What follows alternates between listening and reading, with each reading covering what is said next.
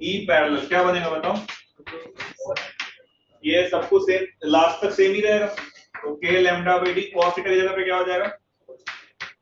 sin theta रहेगा ना, sin theta D theta, इसको इंटीग्रेट करना है कहां से माइनस थीटा 2 से थीटा। sin थीटा का इंटीग्रेशन क्या होता है? Minus cos theta. लिमिट लगाओ क्या बन जाएगा?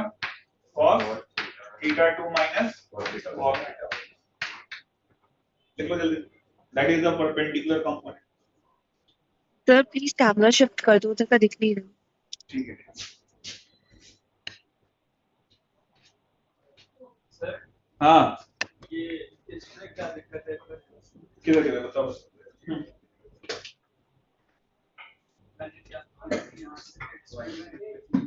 कहाँ पे x लिया है? बॉटम से।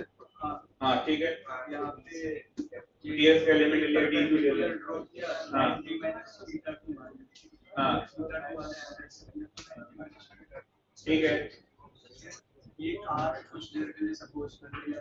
हाँ हमें ये वो d दिया हुआ था, d दिया हुआ ना, तभी तो उसके टर्म में ला रहे थे। देखो मैं बता रहा हूँ, जब भी आप इंटीग्रेशन करते हो बहुत सारे तरीके से कर सकते हो, लेकिन अपने को इंटीग्रेशन इतना कॉम्प्लेक्स नहीं बनाना। मान लो कॉम्प्लेक्स बनाना खुद ही करते हैं, तो आपको वो तरीका ढूंढना है एलिमेंट लेने का, ताकि इससे इंटीग्रेशन भी इजी हो, सॉल्व कर सकते हैं। नहीं समझे? कुछ भी आप जैसे यहाँ पे कॉम्प्लेक्स हो गया, आप इसको इंटीग्रेट करने जाओगे अलग से ना, अंडर रूट के अंदर स्क्वायर। क्लियर है क्या सबको? पक्का? अब यहाँ पे लिखो आप इंपॉर्टेंट पॉइंट्स फॉर द, ये दोनों फॉर्मूले लिखो, important points for the formula है ना, important points for the formula. सबसे पहला पॉइंट लिखो कि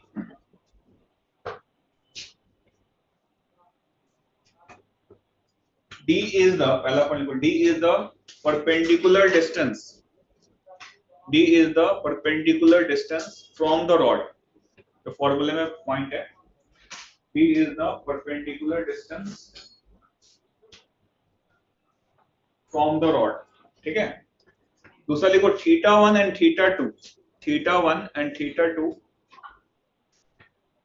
should be taken, theta 1 and theta 2 should be taken in opposite sense, theta 1 and theta 2 should be taken in opposite sense। opposite sense का मतलब एक को क्लॉकवाइज ले रहे हो, दूसरे को एंटी क्लॉक, ठीक है यहाँ तक?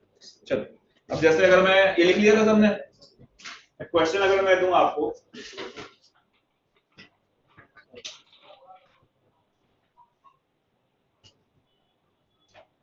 जैसे क्वेश्चन लिखो कि find out the electric field, find out the electric field, find out the electric field due to infinite charge rod, find out electric field due to infinite charge rod at a distance small d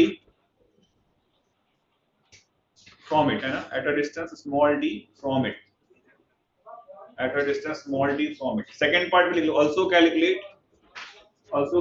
electric field due to semi infinite rod, मतलब एक and fix है, दूसरा and infinity पे जा रहा है, इसकी वजह से भी d डिस्टेंस पे इलेक्ट्रिक फील्ड चाहिए। also calculate electric field due to semi infinite rod at a distance d from the rod। हाँ, ये दोनों रिजल्ट आपको याद रखने हैं, क्योंकि बहुत सारे कॉम्बिनेशन वाले सवालों में यूज आएगा।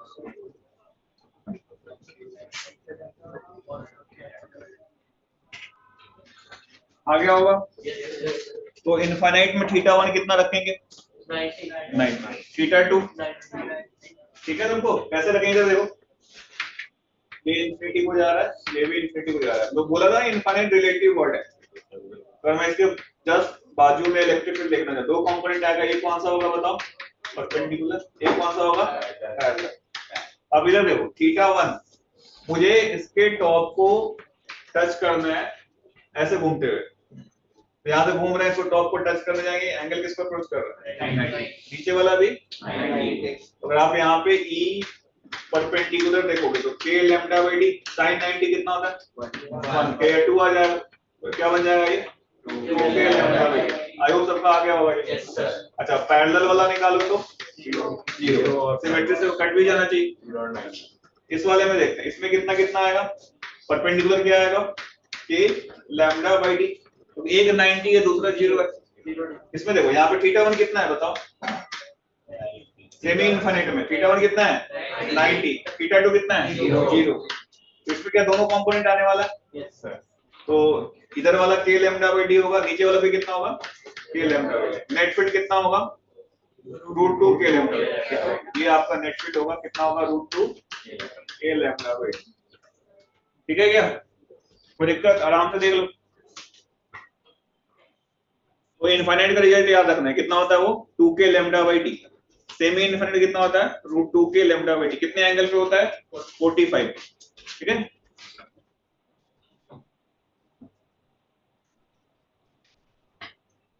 तो सीक्वेंस में पढ़ता है रॉड के बाद कौन सा एलिमेंट सिस्टम लेता है रिंग।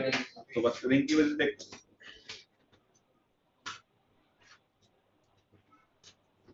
सेमी इनफाइनाइट है 190 मतलब 0 लेना क्या बेटा 190 मतलब 0 लेना।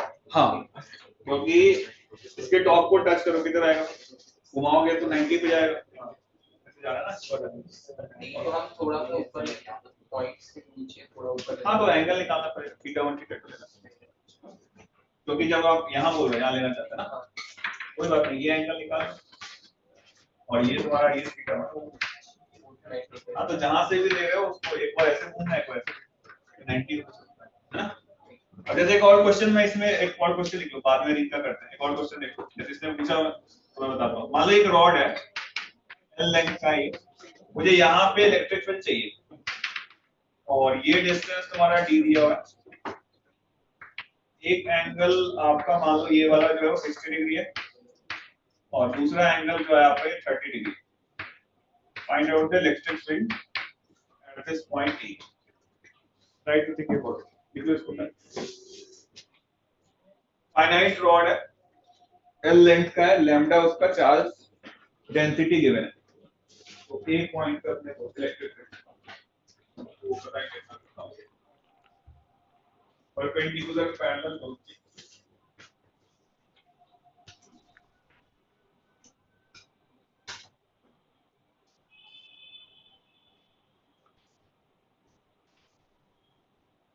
हाँ सेमी इनवर्स ये पेन है ना, ठीक है। तो यहाँ पे मतलब ये काफी दूर जा रहा है इसके कंपेयर में। इसको टॉप को टच करो कितना एंगल है, दूसरा तो बिल्कुल बगल में है, पूरा भी घूमना नहीं पड़ेगा। हाँ टॉप को टच किया तो 90 हो गया थीटा 2 तो बिल्कुल नहीं है ना, मतलब पूरा भी होता तो क्या थीटा 2 आता, लेकिन मान लो वो अप्रोच करता करता कितना अप्रोच करता और इनफाइनाइट में क्या है दोनों ही 90 कोई थीटा 2 क्या करना है मैं पॉइंट लिख पा रहा हूं क्या लिख पा रहा हूं theta 1 and theta 2 should be taken from the perpendicular in opposite sides। Perpendicular कौन सा है ये वाला लाइन है परपेंडिकुलर। अब यहां से इसको टॉप को टच करो क्लॉकवाइज 20 क्लॉकवाइज पे टच करो तो हां तो माइनस हो जाएगा 360 माइनस। हाँ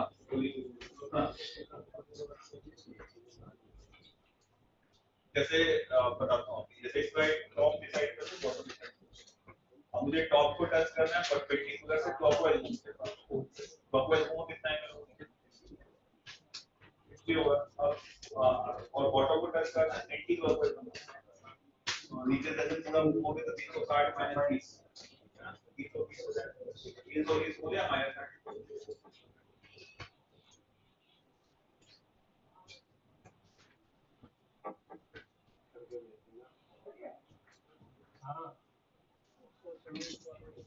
देखो फिर मैं समझा रहा हूँ इसको थीटा 1 थीटा 2 कैसे निकालते हैं ये इम्पोर्टेंट।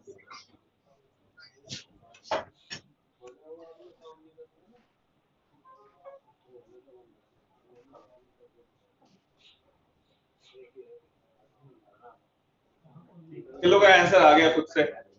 इसमें मेन है थीटा थीटा 2 निकालना यस और नो, वो आगे क्या फॉर्मूले में रखोगे आंसर आ जाएगा। ठीक है अब यहाँ देखो मैं बताता हूँ कैसे करना है। यहाँ बोर्ड पे देखें आप आपको यहाँ पे चाहिए फिट। मैंने क्या बोला है, थीटा 1 थीटा 2 कहां से लेना चाहिए? बोला यार, लिखो यार, कॉपी करते हैं। परपेंडिकुलर। अब मान लो इस रॉड का मैंने इसको टॉप बोला, इसको बॉटम बोला ना। अब आपको परपेंडिकुलर से क्लॉकवाइज घूमते हुए टॉप को टच करना है। और यस और नो?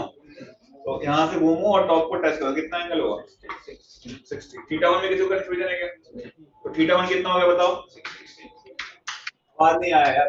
60। अब मुझे इसी से घूमते हुए बॉटम को टच करना है, तो घूमोगे कैसा है? ये पूरे ऐसे घूमते घूमते तो यहाँ पहुंचे 330। अरे यस और नो?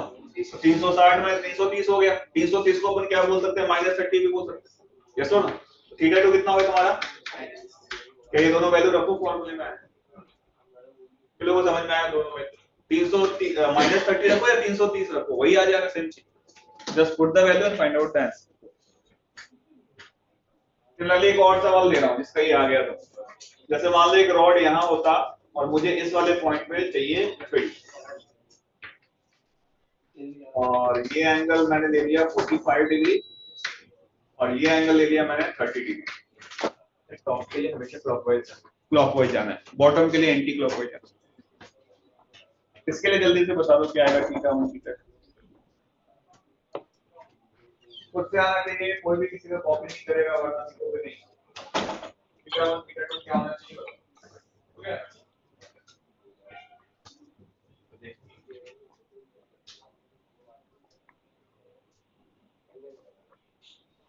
बताओ जी क्या होना चाहिए? तुम बताओ। थीटा 1 क्या? परपेंडिकुलर से क्लॉकवाइज घूमना है और टॉप को टच करना है। टॉप कौन सा है? टॉप मतलब ऊपर वाला टॉप, नीचे वाला बॉटम। जब आप क्लॉकवाइज घूमोगे तो 330 हो जाएगा और फिर बॉटम को टच करना है तो उल्टा ऊपर 45। यस और नो? किलो का आंसर आ गया। देखो यहाँ पे कंफ्यूजन नहीं होना चाहिए। देखो यहाँ पे ये इसका टॉप है, ध्यान देना, ये इसका क्या है? बॉटम। अब मुझे यहाँ परपेंडिकुलर से क्लॉकवाइज घूमते हुए टॉप को टच करना है। कैसे घूम गए? कितना एंगल होगा थीटा 1? 330। किलो को समझ में आया? 330 होना चाहिए। इसको नहीं आया? आ गया? 330 है, इसको क्या बोल सकते हैं? थीटा 2 क्या होगा? हाँ, इसको उल्टा घूम जाओ, कितना एंगल बना रहा है? 45। तो यहाँ पे 45, इसकी वैल्यू पुट करोगे आंसर आ जाएगा। यस और नो? किसी को कंफ्यूजन है एंगल में? बताओ, वापस बताओ। एनीवन? कंफ्यूजन ही आ गया? देखो शर्माने की जरूरत नहीं है, नहीं आया तो पूछ लो वरना कंफ्यूजन है। पक्का? थीटा 1 330 कैसे आया? परपेंडिकुलर से क्लॉकवाइज घूमते हुए टॉप को टच कर। ठीक है, अच्छा एक और क्वेश्चन देखते हैं, अगर ये सब आपका आ गया तो इसको फिर वैल्यू पुट करनी है परपेंडिकुलर पैरेलल। एक और सवाल दूं पीछे तो मैं आया थीटा 1 थीटा 2। एक शर्माएगा तो फिर दिक्कत है, एग्जाम तुम्हें ही देना है ना। थीटा 1 कैसे आया? 330। परपेंडिकुलर से कैसे घूमना है? क्लॉकवाइज। किसको टच करना है? टॉप को, है ना? यस और नो? नहीं आया तो पूछ लेना। एक बार इधर देखो, मान लो एक ऐसा रॉड है और ये इधर इंफिनिटी को जा रहा है और अपने को क्या चाहिए? यहाँ पे इलेक्ट्रिक फील्ड चाहिए। ये डिस्टेंस मान लो डी, ये पॉइंट है और ये कितने पे इंक्लाइंड है? 45। देखते हैं कितने लोग सोच पाते हैं। ऐसे रखा हो, हॉरिजॉन्टल से 45 पे इंक्लाइंड है, सेमी इनफाइनाइट रॉड है। ठीक है, देखते हैं कौन दिमाग लगाता है। लैम्डा गिवन है आपको और यहां से वर्टिकली नीचे कितना डिस्टेंस है? टी। इस वाले पॉइंट पे इलेक्ट्रिक फील्ड चाहिए। Now proceed. पूरा आंसर बताओ कितना है। ये सवाल आपको पूरा कॉन्सेप्ट बता देगा कि ए क्या है, थीटा 1 क्या है, थीटा 2 क्या है। इसको समझ में आ गया? जल्दी बता दें। Find out the electric field at point A.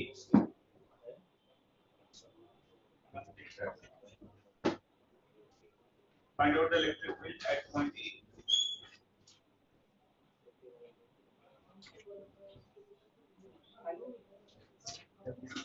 Semi infinite क्योंकि एक एंड क्या है फिर से दूसरा एंड इंफिनिटी पे जाता है। जो बता देगा सही इसका मतलब उसको कॉन्सेप्ट समझ में आ गया, थीटा 1 थीटा 2 डी क्या है सब कुछ।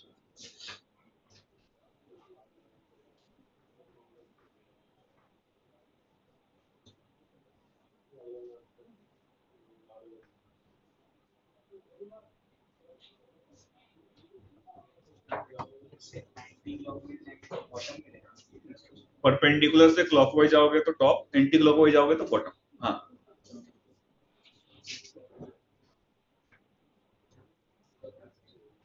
बताइए क्या है आगे। -40 और वैल्यू कितनी है और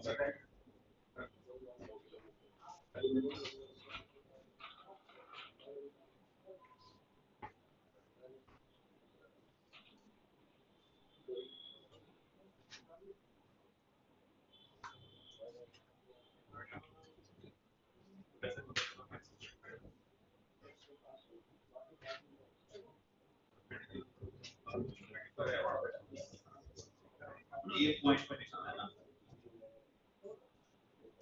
वहां से निकालना है ये भी बताना है। ये ऑन सोचना है सवाल में आसान नहीं, ये भी बताना है। हाँ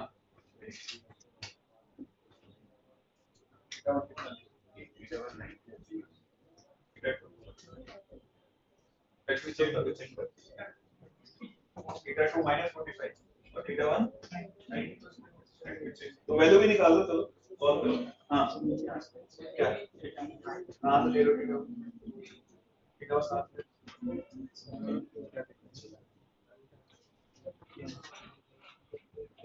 हाँ बिल्कुल थीटा 2 हो जाएगा ठीक हाँ हाँ हाँ बहुत थीटा 1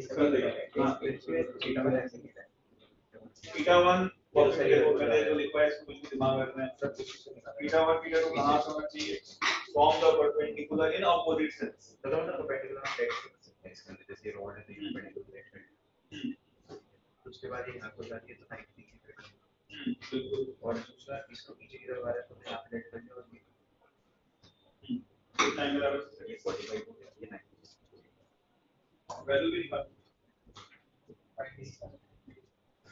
हाँ डायग्राम परफेक्ट हमारा जी सेम डायग्राम बना ठीक और समझ में आ गया डी का मतलब क्या है थीटा 1 का मतलब क्या है सवाल तो सब कुछ अच्छे से समझ में आया तुम्हारा आया क्या नाम था बेटा हमारा बस डी कितना लिया भाई डी बिल्कुल सही। यहाँ देखो बहुत सारे बच्चों का आ गया बहुतों का नहीं आया। इधर देखो ये जो मैंने डी दिया है ये परपेंडिकुलर है क्या रॉड पे तो कहां से आएगा परपेंडिकुलर कैसे एक्सटेंड करना पड़ेगा तो आप जब इसको एक्सटेंड करोगे ध्यान सुनना ये जो ड्रॉ करोगे क्या ये परपेंडिकुलर होगा अरे यस और नो डी कौन सा डिस्टेंस है बताओ रॉड से परपेंडिकुलर ये परपेंडिकुलर है क्या ये वाला होना चाहिए ये निकालना पड़ेगा तो ये अगर 45 है तो ये भी कितना होगा 45 ये डिस्टेंस कितना होगा बताओ d cos 45 d by root 2 सही लिखा है क्या अब ध्यान सुनना अब इसका टॉप एंड तो इंफिनिटी को है बॉटम कौन सा है ये अगर मैं पूछूं वही बताएगा इसे आप ही बता दो टॉप कितने पे एंगल पे घूमने पे आएगा टॉप 90 यहां से घूमना है टॉप क्या 90 होगा यहां से घूमते हुए इसको छूना है क्या कितना आएगा थीटा 1 90 किन लोगों को समझ में आ रहा है 90 होना चाहिए किसको नहीं आया तो यार देख ये वाला लाइन है ये परपेंडिकुलर है और तुम्हें इस टॉप को छूना है कितना होगा थीटा 1 यार घुमाओ यार आपको ऐसे देखो यहां घूम रहे हैं कितना एंगल होगा ये थीटा 1 टॉप को छूने जाओ कितना एंगल होगा 90 थीटा 2 कितना होगा इस परपेंडिकुलर से ये वाला जो बॉटम है इसको टच करना है कितना एंगल होगा 45 ऑपोजिट में जाएगा ना कितना हो जाएगा -45 थीटा 2 कितना हो जाएगा -45 जब फॉर्मूला लिखोगे तो इसमें दो कंपोनेंट होंगे e परपेंडिकुलर इसकी वैल्यू कितनी होगी k lambda by d sin 90 कितना हो गया 1 और sin 45 कितना हो जाएगा -1/2 ये लिखा है क्या और e पैरेलल कितना होगा k lambda by d cos theta 2 cos 45 कितना होगा 1/√2 माइनस cos θ1 क्या 0 हो जाएगा वो तो सही है क्या? चलो वापस बताओ इधर देखो, वो तो नहीं समझ में आया। देखो ये इधर मैं इधर बना रहा हूं, ये ऐसा रॉड था और हमें यहां पूछा था, तो परपेंडिकुलर रॉड से कौन सा डिस्टेंस है ये बताओ। ये वाला है या ये वाला है परपेंडिकुलर? ये वाला हो ना परपेंडिकुलर। यस और नो? अब मैंने एंगल निकालने के लिए बोला है तुम्हें, कहां से देखना है एंगल को? परपेंडिकुलर से। एक बार कौन से सेंस में? एक बार कौन से सेंस में? तो अगर ये इसका टॉप एंड है और ये इसका बॉटम एंड है, तो ये परपेंडिकुलर है, यहां से मुझे टॉप को टच करना है, कितना एंगल घूमना पड़ेगा? बोलो यार कितना घूमना पड़ेगा? अब मुझे इस बॉटम को टच करना उल्टा घूमते हुए, कितना एंगल घूमना पड़ेगा? 360 माइनस 45 या माइनस 45? अरे आया नहीं आया? समझ में आया? डी का मतलब क्या है? डी कौन सा डिस्टेंस देता है? और फिर ऐसे यहाँ पे डी में कितना था अपना? डी आया था d/√2। यहाँ पे क्या रखना पड़ेगा? d/√2। यहाँ भी क्या रखना पड़ेगा? d/√2। अरे हाँ आया ना? डी नहीं है, डी की वैल्यू कितनी हो चुकी है इसमें? d/√2। अरे यस और नो? देख लो ध्यान से, कोई भी कंफ्यूजन है पूछ लो। 3 सवाल कराए हैं, अब आपके कोई भी कंफ्यूजन नहीं होना चाहिए। एंगल पर रख के θ1 θ2 कैसे करें, देख लो ध्यान से। कोई भी दिक्कत है बताओ, नहीं बोलोगे मुझे कुछ पता नहीं चलेगा। दिक्कत है बता दो, शर्माने की जरूरत नहीं। सर इसमें जो है हमें रॉड के बॉटम को टच करना है ना, पर हम तो लाइन को टच कर रहे हैं।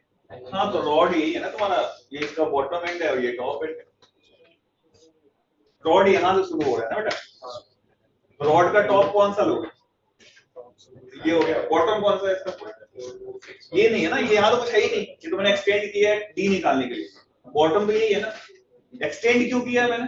परपेंडिकुलर ड्रॉ करने के लिए। तो परपेंडिकुलर ड्रॉ करा, अब यहां से मुझे टॉप को टच करना है, कितना एंगल होगा? 90। बॉटम को टच करना है तो उल्टा घूमोगे, उल्टा घूमोगे ना। एक बार क्लॉकवाइज जाने को एंटी क्लॉकवाइज जाना, उल्टा घूमेंगे तो ये एंगल होगा। और ये एंगल क्या है? 45 है। ये एंगल कितना हो गया? या -40। वो जो परपेंडिकुलर वाली वो लाइन है इससे, हाँ परपेंडिकुलर डिस्टेंस होना चाहिए रॉड से, ठीक है?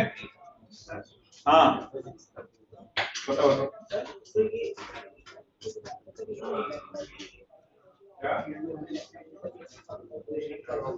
हाँ वो कोई दिक्कत नहीं है, रॉड के पैरेलल आएगा, परपेंडिकुलर आएगा। मतलब जो नेट फील्ड निकालोगे तो एक क्या आएगा, इसके ये परपेंडिकुलर होगा, ये पैरेलल, इधर आएगा रिजल्ट, है ना? हालत खराब हो गई या समझ में आ रहा है भाई लोग? चलो वो अच्छे से आ गया 100%, झूठ मत बोल। इसको नहीं आया कर लोगे θ1 θ2। अब आते हैं रिंग पे, आते हैं। नेक्स्ट लिखो आप electric field due to ring. एक रिंग की वजह से तो 0 ही हो जाएगा, मतलब अपन बात करेंगे आर्क ऑफ द रिंग। नहीं आया जो शर्माते हैं, मैं आपके पास ही आ रहा हूँ, पूछ लेना, शर्माना मत। तो ये करोगे तभी आप सवाल सॉल्व कर पाओगे। जैसे मान लो ये जनरल मैं बना रहा हूँ, एक आर्क ऑफ द रिंग और ये एंगल थीटा है, रिंग भी लीनियर ले रहे हैं तो लैम्डा दिया हुआ है आपको। इसकी वजह से इस सेंटर पे इलेक्ट्रिक फील्ड चाहिए। Draw the field. आर्क क्यों ले रहे हैं? क्योंकि एक जनरल रिजल्ट निकालते हैं, वहां पे आप थीटा को चेंज करते जाओगे, सेमी सर्कल सारे पीस कवर हो जाएंगे। ये ट्राई करो और मुझे बताओ कितना होगा। किसी को पीछे वाले सवाल समझ नहीं आया पूछ लो, मैं आपके पास ही आता हूं। कोई भी करके जाए रिंग का पोर्शन आप थोड़ा बोलो। इसको आपको जाना है परपेंडिकुलर। हां तो आपको जब दैट कितना एंगल होता है, इसलिए परपेंडिकुलर को जाना है, बॉटम को टच करना है। कितना एंगल हो गया? 360 माइनस कितना हो गया? चलो रिंग की वजह से ट्राई करो। क्या करना होता है रिंग को ब्रेक करने का तरीका? थीटा पे जाके थीटा का एंगल सिमेट्री से तो ज्यादा आसान पड़ेगा। और ये जनरल रिजल्ट आएगा, इसके रिजल्ट को याद रखना है क्योंकि ये बहुत जगह काम आने वाला है।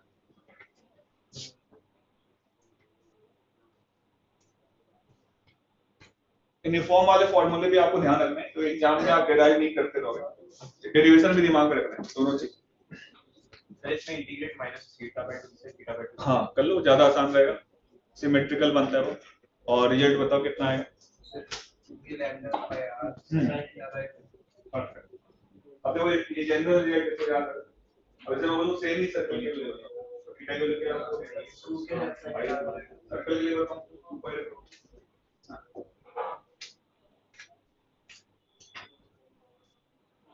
ऐसा क्यों लग रहा है तुम्हें centre of mass moment of inertia integration जो पढ़ा है सब भूल गए?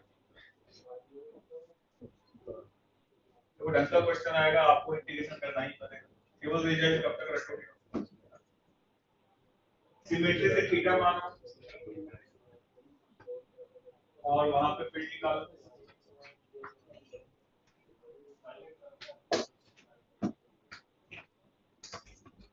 आगे आगे मोमेंट ऑफ इनर्शिया हाफ की वजह से 2r/5 का था। हाफ नहीं मैंने जनरल करा दिया। जनरल से फायदा क्या होगा? थीटा को चेंज करते रहो और जो भी स्ट्रक्चर को निकाल सकते हो। 2 के लैम्डा बजाय sin थीटा बिल्कुल सही है। इंटीग्रेशन का तरीका बताओ। हां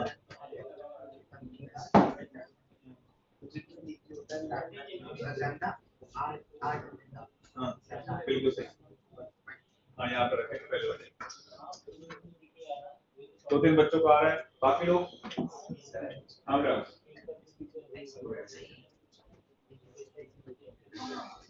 देखो कुछ बच्चे यहाँ पे dx में आ गए ना, तो हमें क्या करना है? सबको एक ही वेरिएबल में रखना है और इंटीग्रेट नहीं कर पाएंगे ना, x की वेरिएबल थीटा की वेरिएबल।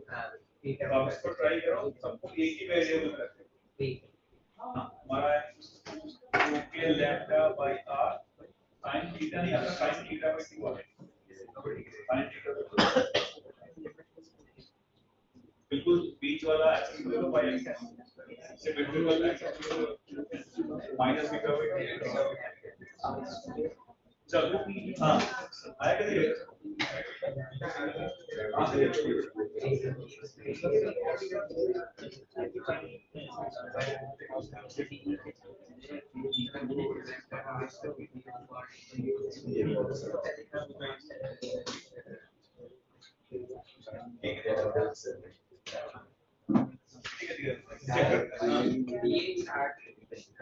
बिल्कुल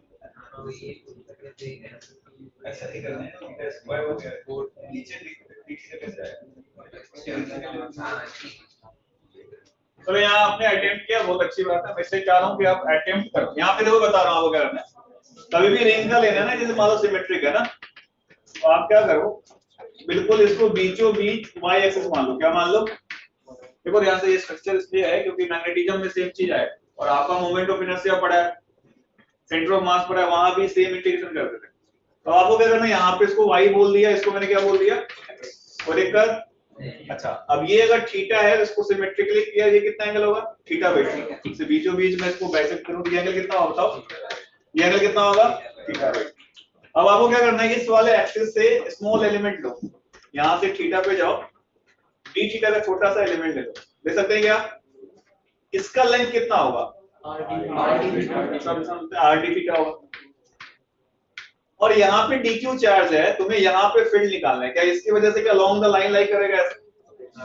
अब इसके भी 2 कंपोनेंट होंगे। अगर ये लाइन ऐसे गया और ये लाइन ऐसे, ये एंगल कितना होगा? थीटा होगा। अरे हाँ है ना। अब इस DE का 2 कंपोनेंट है, एक अलोंग द y है। कितना होगा अलोंग द y?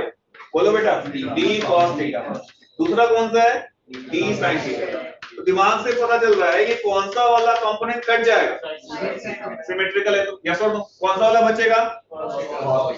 अब बस इसको इंटीग्रेट करना है। तो मैं अगर इसको बोलूं e परपेंडिकुलर आ रहा था, कितना आ रहा था बताओ? de cos theta. सही लिख रहे हैं क्या? de की वैल्यू कितनी होगी? kq by r square. यही होता है ना। आपके लिए kq की जगह पे क्या लिख दें? dq अपॉन क्या लिखे नीचे? r square. साथ में क्या लिखे इधर? cos theta. अरे आया नहीं आया? अब यहाँ पे लिखो, यहाँ पे k r स्क्वायर कांस्टेंट है, dq को क्या लिख सकते थे बताओ? लैम्डा इनटू dq कितना है बताओ? Lambda into r d theta. Just put the value here. यहाँ पे क्या आएगा? लैम्डा, यहाँ पे क्या आएगा? r, साथ में इधर क्या आ गया? cos थीटा, साथ में इधर क्या आ गया? d theta. इसको इंटीग्रेट करना है, r से r भी कैंसिल हो गया, क्या बचेगा? k लैम्डा बाई बोलो r, यहाँ पे हो गया तुम्हारा cos थीटा, साथ में क्या हो गया? d theta. लिमिट कहां से कहां लें? माइनस थीटा बाई 2 से थीटा बाई 2 तक। सॉल्व करें cos थीटा का इंटीग्रेशन माइनस नहीं, साइन थीटा होता है, फिर लिमिट लगाओ और सॉल्व करो। तो यहाँ से सॉल्व करें, क्या रिजल्ट आया तुम्हारा 2k lambda by sine theta by 2, ये आ रहा। ये आपको याद रखना है, एग्जाम्स में डायरेक्ट आपको ये रिजल्ट यूज करना है। बाकी लोग पूरा इंटीग्रेट करेंगे, वैल्यू पुट करेंगे, लिमिट लगा के देखो आ रही नहीं आ रही। cos थीटा का इंटीग्रेशन sin थीटा, फिर लिमिट पुट करो, twice of sin theta by 2 हो जाएगा, है ना? आई बात है। अब ये जनरल रिजल्ट है, आपको याद रखना है। 2k लैम्डा बाई आपने याद है sin थीटा बाई 2, है ना? अगर बोलो सेमी सर्कुलर रिंग होता, क्या बन जाता थीटा की वैल्यू? थीटा को पाई रख दो, pi by sin n theta का 1, 2k lambda by. Complete ring होता तो 2 पाई का 0 हो जाता। अगर मैं बोलूं ये r के 60 डिग्री एंगल से कैंसिल हो जाएगा, 2 के lambda by sin 60 by 2 sin theta. दो तीन केस लिख दो ताकि तुम्हें प्रैक्टिस हो जाए। तीनों केस लिख दो, मैं बोल रहा हूं इसलिए डेरिवेशन आप तीनों केस कॉपी में लिख लो, क्योंकि जब रिवीजन करोगे तो उस समय काम आएगा। जैसे मैं बोलूं एक रिंग है, ये एंगल यहाँ पे 60 बना रहा है, इसके लिए फील्ड कितना होगा? फर्स्ट सवाल। दूसरा, मान लो सेमी सर्कल है, इसकी वजह से यहाँ पे फील्ड कितना होगा? तीसरा लिख लो कंप्लीट रिंग है तो कितना फील्ड होगा सिमेट्रिक से। चौथा क्वेश्चन लिख लो, ये रिंग है ऐसा और यहाँ पे 30 डिग्री बना रहा है, कितना होगा? सबकी वजह से फील्ड निकालना। 3-4 सवाल लिख लो जल्दी से प्रैक्टिस करने के लिए। क्या बेटा? ये पैरेलल नहीं, परपेंडिकुलर मतलब रेडियली y की तरफ है, यानी परपेंडिकुलर y की तरफ है ना। क्यों निकाले? क्योंकि दो कंपोनेंट है इसके, एक साइन में कॉस में। अगर यहाँ पे मैंने एलिमेंट लिया है तो इधर आ रहा है साइन, यहाँ लेते तो इधर आ रहा है। सिमेट्रिकली कौन सा कंपोनेंट कट रहा है? साइन वाला। और नहीं अगर तो मैं सिमेट्रिक पता चल रहा है, साइन को भी इंटीग्रेट करो, वहां 0 हो जाएगा ना। साइन थीटा का इंटीग्रेशन क्या होगा? Minus cos theta. लिमिट लगाओगे 0 आ जाएगा, ठीक है? तो वहां से मैथमेटिकली भी देख सकते हो। इंटीग्रेट करके आ रहा है सबका 2k लैम्डा बाई sin। ये लिख लो, ये 3-4 सवाल जल्दी से कॉपी में प्रैक्टिस कर लिए। जब रिवीजन करोगे तो ध्यान रहेगा कि कैसे ये फार्मूला यूज किया। सेमी सर्कल 60 30 सबके लिए तीनों सवाल कॉपी कर जल्दी। जो नेट फिट आता है किधर आता है? सेंटर पे किस डायरेक्शन में आता है? y की तरफ, y की तरफ आता है। तो मोड्स आ जाता है, लेकिन डायरेक्शन उसी के लॉन्ग लाइक करेगा। हाँ बिल्कुल कर जाएंगे, सबके लिए कर जाएंगे। 4 क्वेश्चन लिखे हैं, सबका वैल्यू कॉपी में निकाल दो, कितना कितना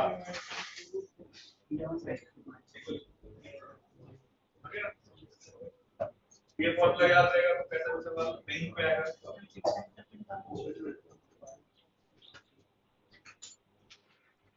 सेमी सर्कल की वजह से 2k लैम्डा भैया। अब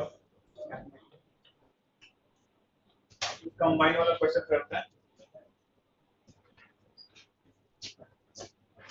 रोडो का सवाल करते हैं ना। चलिए क्लियर है हमने।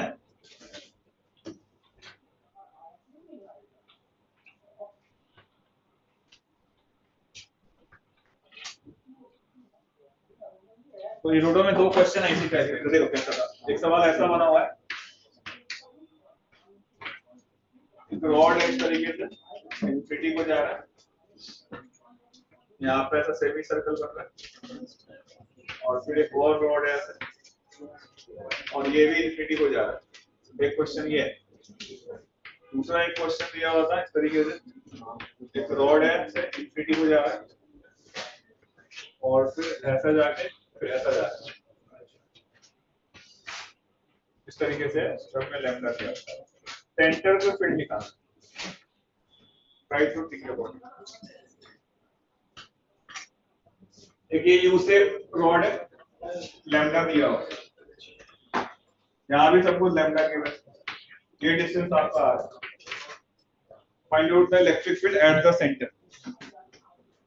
सर कैमरा शो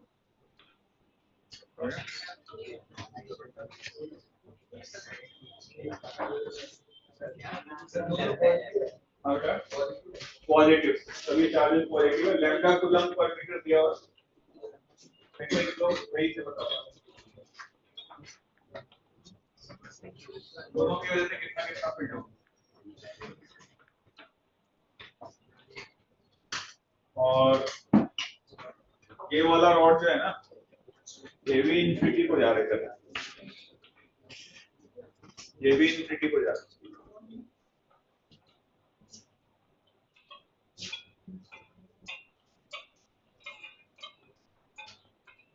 सोचो बताओ हाँ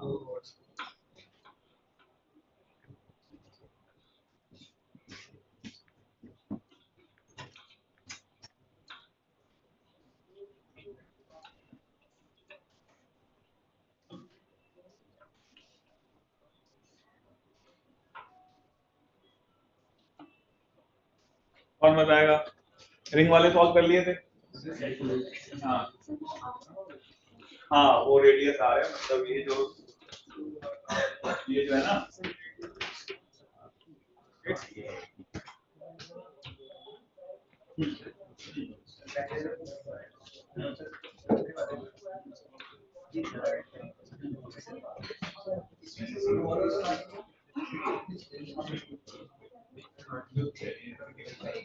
और इन्फिनिटी वाले